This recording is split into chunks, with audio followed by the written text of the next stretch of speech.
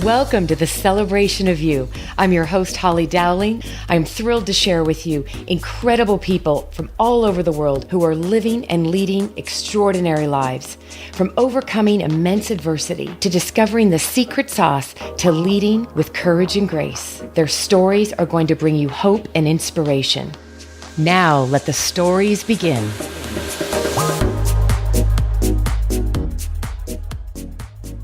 Oh, am I excited today about my guest. This is one of those remarkable, beautiful, brilliant human beings that you get blessed to meet.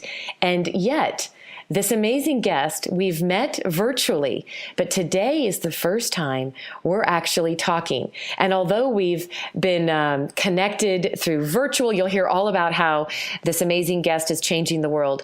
But I am delighted and thrilled to share with all of you the beautiful, brilliant Winnie Sun. Welcome, Winnie. Thank you. Oh, Holly, you are so great. It is truly an honor to be able to speak with you today.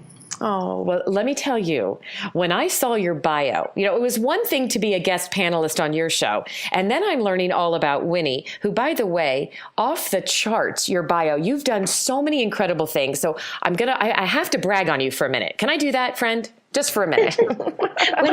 Whatever makes you happy, I'm here for you. And this is why, I hope everybody just heard Winnie. It is with your humility and grace as to why I am so honored to have you today, because you have done incredible things. You continue to do. She's the founder of the Sun Group Wealth Partners. I love knowing what you did right out of UCLA. You started an audience production company. So you were the person that was helping put audiences in rooms for like Wheel of Fortune, Jeopardy, America's Funniest Home Videos. You've gone on to you're a contributor to Forbes. You're an ongoing contributor to publications as the Wall Street Journals, CNBC, New York Times. My goodness, you're a guest on so many different shows that are going on, US and News Report, Entrepreneur Magazine. You have your own show called The Renegade Millionaire. So shall I breathe or shall I keep going? It goes on and on. It's amazing. It's embarrassing. It's so long. I apologize. Usually I say I can pick one thing.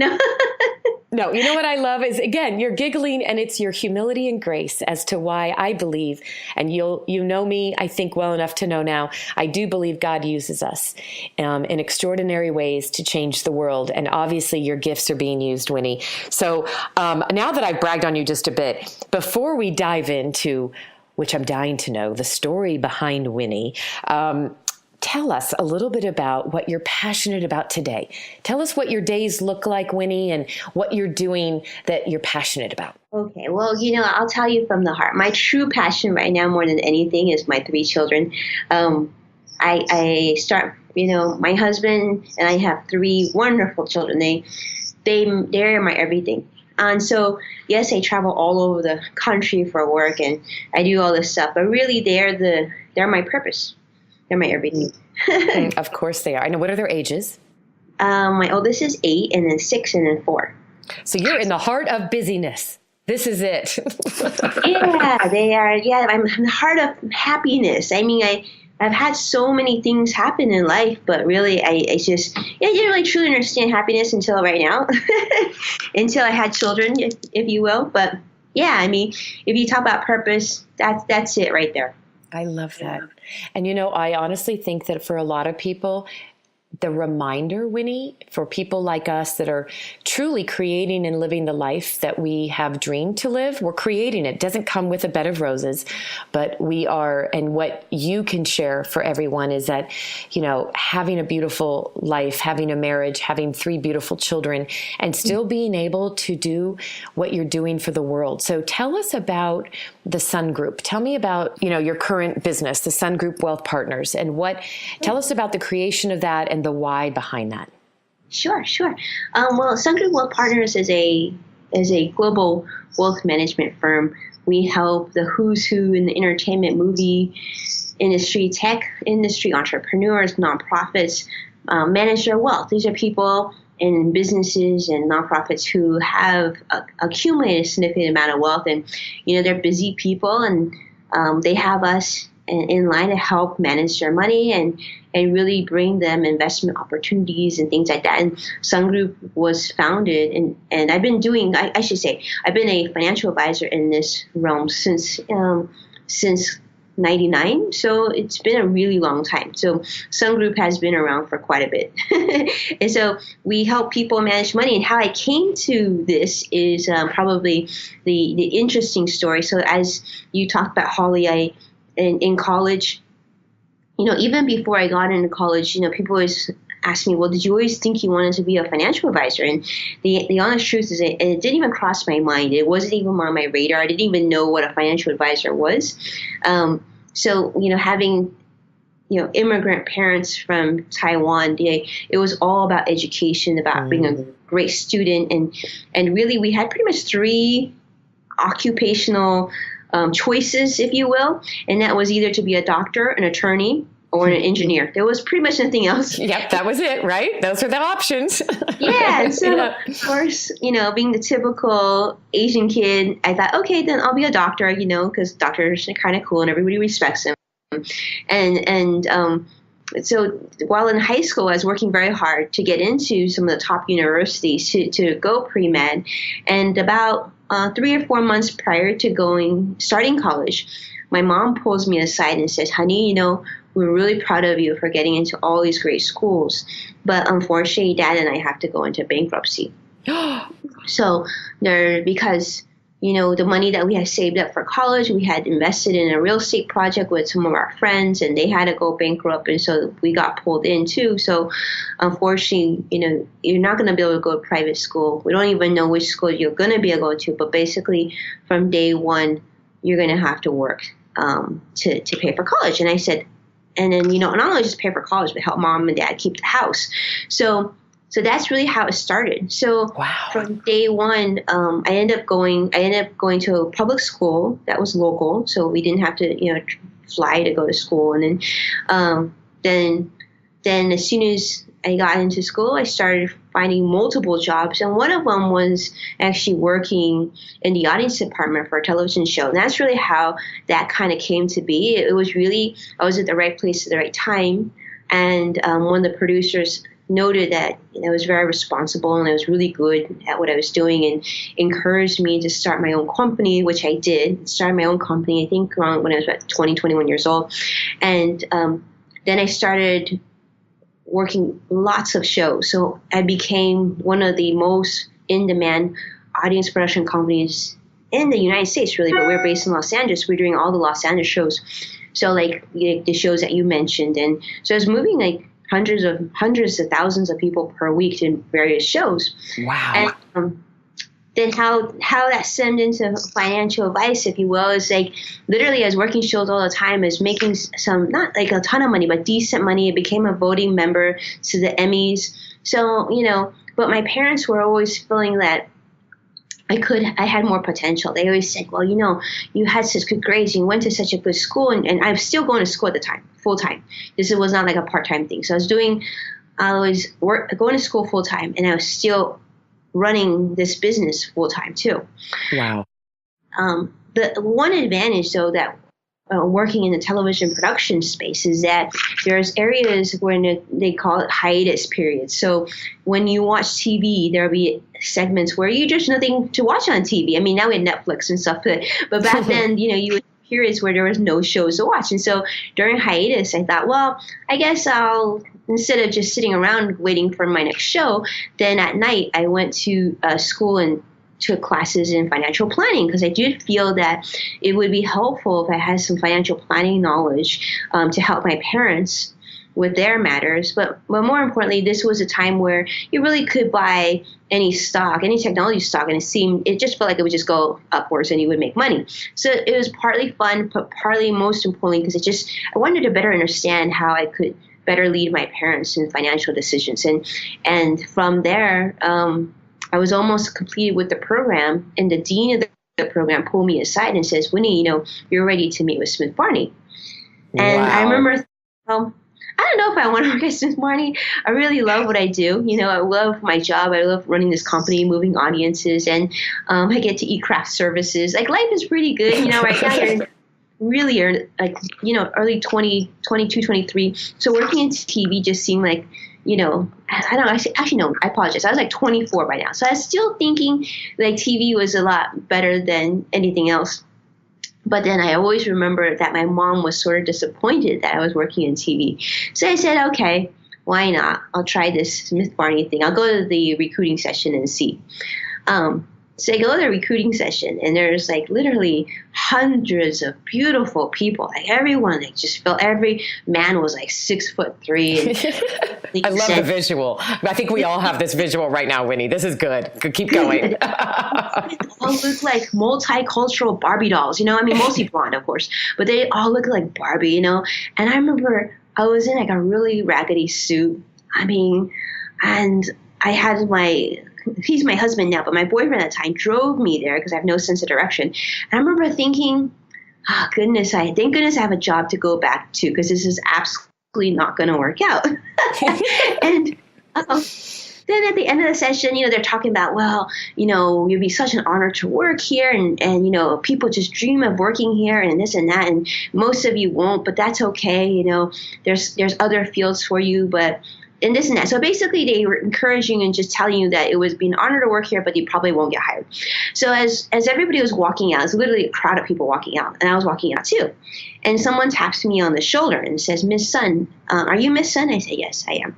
And then I thought, oh, great. We probably parked in the wrong place. Something happened, And then, I love where your head was going. Like, oh, I'm parked in the wrong place. This couldn't be about, them wanting to have you, right? Like you're just... This is clearly, this was the honest truth. I honestly thought it was parking, because I've had parking issues in the past. So they said, no, we need you to come back to the back office. I really thought something was wrong. So you go in the back office and go to this beautiful room and conference, like dark wood conference table. And there's like 5 or 6 men, like older men with all cufflinks, like embroidery on the sleeves. I mean, the full 9 yards. And they said, well, young lady, please have a seat. So I sit down and we're talking. And then they said, we want to talk to you. Is this your resume? And I was like, yeah, that's my resume. Like, okay, we really want to talk to you about this. So talk about the resume, and they asked me about how, I started my own television audience production company and this and that. And they said, well, tell us, how did you get these shows? Like, how did you get the shows that you work with? So I told them how I did that. And then they said, can you wait for a minute, because we'll be right back.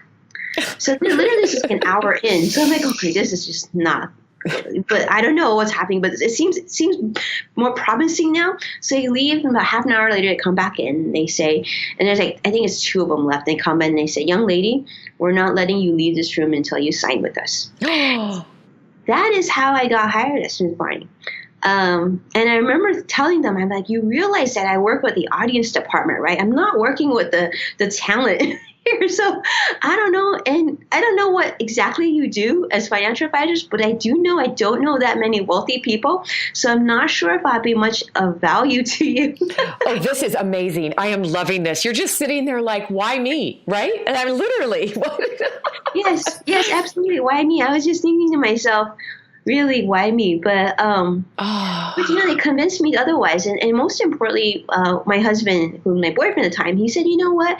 You work from like 2 p.m. to like sometimes 2 a.m. It may not be the best long-term decision. So maybe you should consider this financial advisor thing. And I knew, most importantly, because I am the oldest child, right? I like to please people. I knew my parents would be prouder of this decision. So really, so I sold my business. And then put on a real suit and started working at Smith Barney. Oh my God. Okay, give us details. How old were you on that day? I think I was 24 at the time. So when I started working at Smith Barney, I was 25. And and I was 24, 25 years old, and then started working, and I knew nothing. And literally, I didn't know anybody. And, in the financial advice profession, the honest truth is, like, you have to have clients in order to help them manage their money, right? So, I would say that most of my job, at least for the first few years, was to find clients in order to manage their money. And literally, I did my first cold call when I started working at Smith Barney. I met my first wealthy people working at Smith Barney. And the truth of the matter is, looking back, and I can tell you now that it was just perfect because it honestly was a perfect match of my personality of being a financial advisor. So once I got started and Smith Barney training taught me how to cold call and do all that, I ended up breaking all the records in the first few years and going forward. So I ended up doing very well, very quickly. Look, if you were to go back, I'm just sitting here smiling because I'm loving, there's such joy and such pure, authentic innocence in this story. And I think that's what I love. And I hope anybody listening just can sit back and just smile and go, isn't it, you were so beautiful, as you said, I thought it was my parking job, right? Like they're coming to tell me that I've parked somewhere wrong. And this whole time, your brilliance and your heart and what you do was being seen and being recognized. If you were to go back to those days, go right back to that time, because it sounds like, if I heard you correctly, Winnie, you did end up selling your audience company, right? When you chose to do this. If you were to go back to this time, and this is just coming through me right now, would you change anything about those events that happened? Would you have waited? Would you have not have sold your company? Would you have done it exactly the same? Tell us what wisdom you gained from that. That's such a great question, Holly. And I love it because I've never been asked this question. But that's a good question. I think that if I could do it all over again, I probably wouldn't have sold the audience production company. I would have arranged for me to manage both because I absolutely love the audience business and I was really good at it. And not only that, most importantly, I was employing a lot of good people at the time too.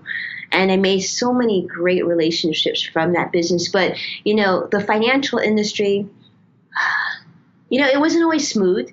I think being a female in a predominantly male-dominated industry is not the easiest thing to do, especially in the financial industry, especially in a big firm. There were certainly a lot of challenges. There were a lot of stresses. I got sick at some point too because the stress was so much. But the beautiful thing about the financial industry is I was able to help, and I still am able to help today, so many incredible clients. And with that, I've been able to really nicely support my own family and help out my parents. So, but there was definitely so much that I enjoyed about the TV industry that, it's funny because now I go back and I do a lot of work in television. So in some ways I get to revisit that. But I do think that that's an industry I probably could have grown even bigger and been able to do both. And it's just so cool when we reflect back, right? Because I think what I love about this show is sharing with people, wonderful, incredible people like yourself and the journey you've been on and the choices we've made and being able to continue to move forward, creating the life. I always say creating an extraordinary life. And it doesn't mean we wait for it to be handed to us. It's what are you going out there to do? And, what's interesting as I was listening to you. So, and thinking about the industry of the financial advising, and you mentioned something at the beginning of the show, and I want to tap into that.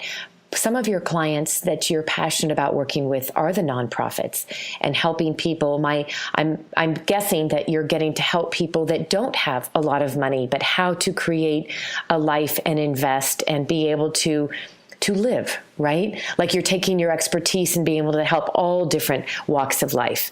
Can you tell me about, has there been an opportunity you've had where you've been able to really touch and impact somebody's life that may have never even known what it was like to know how the next dollar was going to come in or how they were going to buy that house? You know what I mean? Like those stories. Is there anything like that you could share with us?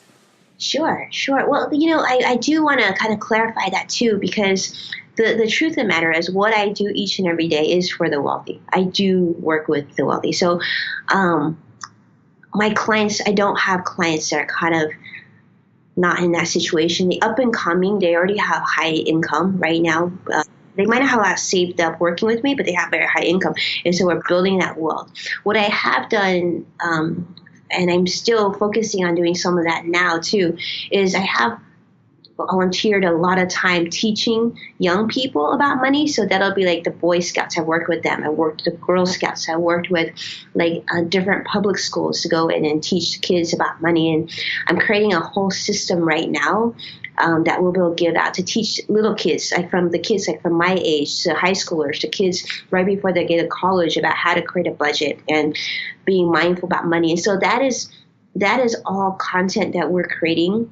And we do create a considerable amount of more common personal finance information all over YouTube. So I didn't create hundreds of videos already. I give you tons of information that I've learned through the years just out for people to learn. So, I wish I could say that I did more, but unfortunately my industry isn't that way. We're not trained enough to properly educate those who are maybe struggling or that's just not my specialty. Our specialty and what we're trained in is working with the high net worth, Yeah. So I'm sorry. No. But what I do love is that you're doing a lot of giving back by teaching young people. And I think, that's what was always missing when we were growing up, or I'll date myself. But when I was growing up, right, there was nobody, unless you were getting it in your own family. And it depends on what your parents, right, how they were investing, if they even were. But the reality is just to enable and empower young people. As I was listening to you, I was thinking about my oldest son, who's now 26, and I have to introduce you guys. But at 14, Winnie, he came to me. He was working my kids have always worked part-time jobs. They love to earn their money and put it towards, wherever they were putting it towards. But he came to me, Winnie, at 14 and sat down and said, Mom, he said, I need your help. Oh, I've never told anybody this story on a show, so you're going to die laughing, but you're going to love it. And I said, what's up, Jake? And he said, Mom, I want to open an E-Trade account. I want to start trading. And he goes, they won't let me because I'm only 14. I need you to co-sign. He had done. Isn't that amazing? I was like, I'll never forget that moment, because I was like, wait, he goes, I go, and he showed me, he'd done all this research, and he goes, I'm making money and I want to invest it. I want to figure out how to invest it and turn this into more. And that was the beginning of a young man that by the time he was 20 had every license under his belt to be in the financial world. And so, I think that what you're doing to teach young people, if we could all figure out a way to take our expertise and find ways to help give it back or teach, I think that's what this life is about, right? I agree with you. And to do it in a way that you just give it out freely and openly. Like, that's what I think is beautiful about social media and all these different platforms. So much of what I do now is stuff I'll never get paid for, but it gives me the absolute greatest value. And I think that, as I always say, think about what your grandchildren will say about you. And I want to make sure what they have to say is something they can be proud of. Yes. And I love that. And, and it's, as I'm thinking about that, I was thinking this show is a mission on my heart, right? This was a mission on my heart, right? There's no money being made. It's just, I meet people like you, all kinds of people, Winnie, that I believe their stories. I mean, some are riveting, and it's like what they've come through and overcome. People get hope. They get inspired. They get to think, like the world is an oyster. And sometimes it's just a reminder of what we can go do. So I would love to ask you one more question, and that is, and this could be just go back to your very young years. This could be as recent as in the last few years. Has there been a moment in your life that you would say was incredibly pivotal for you, that whether it was, having to hit an all-time low as a financial advisor and realizing what it's going to take to keep going, maybe it was as a young girl in school, but is there one pivotal moment that you would say, wow, that really changed my life, and I'm proud to say this is who I am today because of that pivotal moment? Anything there? Yeah, absolutely. And it's always the challenges. I always think like that it's the hardest moments in your life that were actually the most beautiful, and that teach and are who define us, right? So I have a client. I had a client. I should ask his family if I can say his name, because I haven't ever done this, but I had a client I signed on at Smith Barney very early on in my career. I was literally cold calling him during training, and he, I knew that he was someone I wanted to work with because he had a tremendous amount of assets. And at the time, when you're looking to keep your job, you really focus on them. But I just thought he would be fun to talk to. He was an older gentleman. He's already a senior citizen, and he became my client after like I literally had to call him every single week for a year before he would even try a small bit of money with me. Then finally he transferred some money to me, and he realized that he enjoyed working with me more. And then he eventually transferred everything to me. And then he was working with me, and literally he was one of my biggest clients. And he was an older Irish man, and he was working with me for over a decade. And then, we would talk all the time, like every 2 weeks or every week, just like about all sorts of things. Because he was a really grumpy guy, but he just liked to talk, Love it. how it happens. You get older, you don't have people to talk to. And I understood because, I have grandparents. I get it. So I talked to him all the time. And then all of a sudden I stopped talking to him. And I was wondering, like, what happened? He stopped calling me and I couldn't reach him. And then I found out that he ended up being in a hospice because he was older, right? I already knew because over the years that we were working together, I think we worked together for 15 years. He already stopped golfing. He couldn't go to Kiwanis. All these things that he loved to do. His life was changing. And then when I went to visit him and his wife at his home, like you could tell things were changing. And then I found out he was at a hospice. In my office now, I had moved offices about an hour away from him. And as soon as I found that out, I also found out his family, his wife just happened to already have a pre-planned trip. So she was out of the area. The kids were also out of the area as well. And I told my business partner, Brandon, I said, I know what I need to do. And he's like, what? I said, we need to go. We need to go see him right now. And he's like, are you serious? You got meetings like this afternoon with clients? I said, no, we need to move everything. We need to go. I need to go now. And he's like, are you sure? I said, yes. So we went. I said, but before we get there, I need to stop at the market. He's like, what do you mean you guys stop at the market? I said, stop at the market. So I went to the market and he was waiting in the car. I went in, I got a jar of Haagen-Dazs vanilla ice cream. I got a couple spoons and I went. And we went to him. And I knew that he was diabetic because, I know everything about my clients. But at that time when I went to see him, he's like, what are you doing here? And I'm like, I came to see you because you're not answering my phone calls. I can't talk to you and we haven't talked. And he's like, oh yeah, they don't let me use the phone here and this and that. He was in a shared room with other people and I said, well, I just came to see you. And then he's like, okay. He's like, well, tell me what the market's doing, because that's how he starts his conversation. Okay, so we talk about the market a little bit. I said, but, I want to just like, how are you? How you feeling and stuff? So he's talking about, I feel crappy and they won't let me use the phone, everything like that. And I said, well, hey, guess what? I brought something for you. So I show him ice cream and he's like so happy. And then he's like, I'm not supposed to eat that. I said, I know, but I figured it would be okay just this time. He's like, yeah. So then he couldn't move, right? Because he's lying in bed. So I fed him ice cream. And I thought, people are walking back and forth and they probably thought it was the weirdest thing because it's older, much older. Like he's in his 90s, Irishman. And it's like a young Asian girl, like feeding him ice cream, right? And I was just thinking, I wonder the stories that they're talking about right now. They're seeing this. But, at that moment, that's what he needed. And I knew that. And I remember he reached out to me. He said, I kind of figured you were the right choice when I decided to work with you. But right now I really know. And he started tearing up, and I felt like so sad, but I felt so good at the same time. And then that was the last time I ever saw him. So he passed away shortly after. But, it's just like, I think that's what I feel most proud about what I do, because I think that a lot of times, you see her Wall Street and whatnot. There's different personalities, but I do things my way. Everything I do from my heart and because I care, not because of anything else. I don't even know, most days how much I'm making, and I don't want to know. I just want to be here to serve my clients and the people that I just want to make sure that people feel good and that they're well taken care of. They're my people, right? Oh, Winnie. And you know what? I was just picturing, that was such a beautiful visual of you sitting in there and feeding him ice cream. And just to know, if that moment wasn't pivotal enough to just be your validation, right? That this is the business you're in and it's not the money, it's because of the people. The money will come, but what you're doing for them and you're changing, you may never have known until that moment, the impact you made in his life, Yeah. And the thing is, I think it was meaningful to me because it's nobody knew except us that we did this, right? And I think that to me is most important. It's what you do when nobody's watching and nobody hears.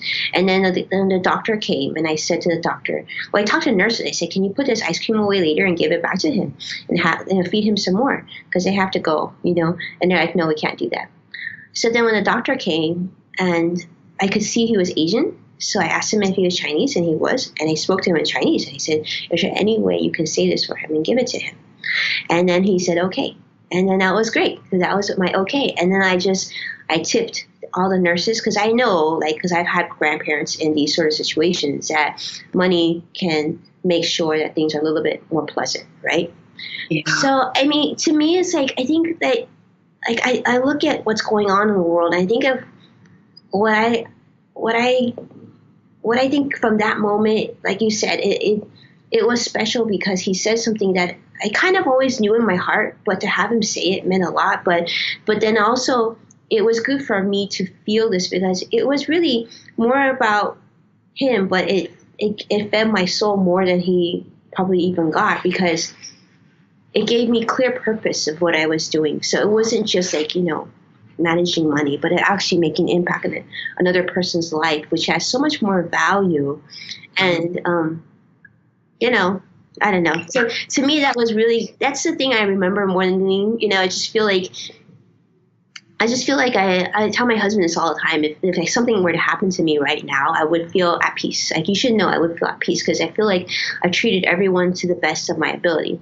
And so that's it. That's all I can do. Oh, I love it. And as to why we are connected, and to why beautiful, amazing human beings that are choosing to serve our world in ways, you're sharing your brilliance, Winnie, but you're making a difference in people's lives that goes far beyond their pocketbooks, and that to me is the greatest gift in life. I always like to tell, when I'm speaking and big groups or small groups, but the thing that's most important to me is to remind people. And I feel like you just exemplified one of the things that I'm very passionate about, which is this life has been a gift given to you. What you do with it and you do for others is your gift back.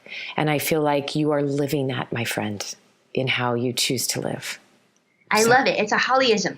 It is. You're so cute. It is a Hollyism. But now we have to brag, because I got to thinking, we are connected because of our dear friend, Ryan Foland, who we both know and love and adore. And yes. He is so precious. And I was with him in Orange County and on his show then I was on your Twitter panel. And I want to tell everybody about this. Tell us that was the first time I'd ever been a panelist on an event like that. Tell us a little bit about that before we wrap up the show. Because I want all my listeners to get to go and listen to what you do. Tell us all about it and how often that happens. Okay, yeah, absolutely. So we do something called a Twitter chat, and it's every Wednesday, 2 p.m. Eastern or 11 a.m. Pacific, depending where you're from.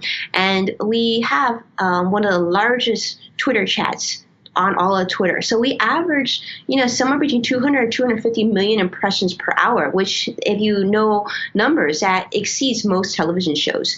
So during that 1 hour, we'll have a conversation with people from across the world, all different countries and whatnot, on a common theme, common questions come out, and we have expert panelists like yourself come in to kind of answer. And so we get to have conversations online from the comfort of our own home or computer. Just as long as we have either a phone or a laptop, we can have a real life discussion. So it gives me a chance, to always be present and available to people that have questions, financial questions or social media or branding questions. We just have really fun discussions, and we end up being what we call, we almost have an online family, because everybody looks forward to it. So whenever I travel and we go dark for a week, I have a whole bunch of people reach out to me and tell me how disappointed that we missed a week.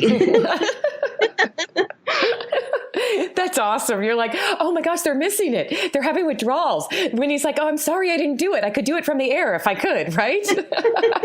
Yeah, usually it's because the only time I try to never skip it, only when I'm literally in an airplane and I'm not sure if we can make it work. I've done these chats from, I could even tell you some funny stories. I've done them from all sorts of places. I've done several chats where literally I did the entire chat on my cell phone, just because the Wi-Fi wasn't working or whatnot. So yeah, they're intense because we have so many conversations, and impression count is so high that people will tell you that come to them. People come weekly, so they make it a tradition. But after you do one of my tweet chats, at the end of the hour, you'll feel so hungry, like you've had just a big workout. That's a great analogy because it was so much fun. My team was helping me with this, right? Because I was sitting in an airport and I'm like, this is going to be really fun. And I love the topic that, when I got to be fortunate to be a guest on yours was about public speaking and speaking. So, and it was crazy to see all of the interaction. It was really fun, girlfriend. So I'm just going to put myself out there. Whenever you want another one, you just let me know. I will join in. You were, I think it's brilliant. And I think what makes it easy for people is not everybody's in a position to be able to jump on a phone line, to be able to have that. It's like you're getting, to have a conversation with people all over the world without having to be on the phone, right? Yes. Yeah. Oh, so cool. Well, my friend, you are a delight, and it was an honor to have you and to be here today. And as I wrap up this show, two things, and I love to ask my guests this question, and I think it's quite apropos that, Winnie, you made some big decisions in your life. When I ask my clients, if you were to go back to your 25-year-old self, and based on who you are today and what you know today, what advice would you give that young woman? Winnie, based on what you know today? I would say that give yourself a break. Don't be so hard on yourself, and give yourself a chance to breathe and take 1 or 2 vacations. And because I think I was just so stressed out about helping my parents financially and building my own kind of career that I look back and I didn't have as much fun as I should have. I love it. And that was honest, and that's the truth. And now you're like, gosh, build that fun in. I think people have to be intentional, right? You have to make it happen. Yeah. Yeah. Yes. Yeah. And I'm blessed to have a husband that's taught me, there's a whole subject of helping people give themselves permission to enjoy life. And he's taught me so much about having fun. And we make that intentional in our marriage. And that's fun. It is. Well, thank you, my dear. I would love for you to share with everybody as we wrap this up. If people, and I know people will want to reach out to you, they'll want to learn more about Winnie Sun and the Sun Group, anything at all, what is the best way for people to reach out to you, Winnie? Well, I would be so grateful for you to reach out, and I will definitely be happy to hear from you. Probably the easiest way to do it is actually to go to winniesun.com, which is Winnie like Winnie the Pooh, Sun like sun in the sky.com, or you can find me on Twitter, and I'm really active, and I do answer every single tweet by myself. So feel free to reach out to me that way too. Okay, you just became my inspiration. I'm just saying, knowing your Twitter and knowing the amount of people that follow you, I'm so in awe of you right now that you answer all your tweets. So on that note, when we publish this, by the way, when this podcast goes live to all the listeners, everybody start tweeting, because I'm going to go crazy, and I'm now inspired by Winnie. I'm going to answer all the tweets. How's that one, Winnie? Yeah, I feel like if you take the time to tweet me, you deserve for me to respond. Oh, I just adore you. Thank you for being with me today. Thank you, my new friend. Thank you for being in my life. And we will get to meet FaceTime one day soon in Orange County or in Phoenix. I love that. And thank you so much. An amazing book. I love it. Thank you for having it. And thank you for sharing it with the world, because it is my favorite inspirations that have kept me going through the dark times and the great times. So bye, my dear. Have a great rest of the week. You too. Take care now. Okay, bye. Thank you for joining me for another awesome celebration of you. If you were inspired by this story, please share it with your family and friends and hashtag Your Story Matters. I'd love to hear from you, so please leave a comment on iTunes. And absolutely, please come to my website, hollydowling.com. Leave a comment there too, and while you're there, pick up your free gift. Most importantly, though, just remember that your life is a gift from God. What you do with it is your gift back.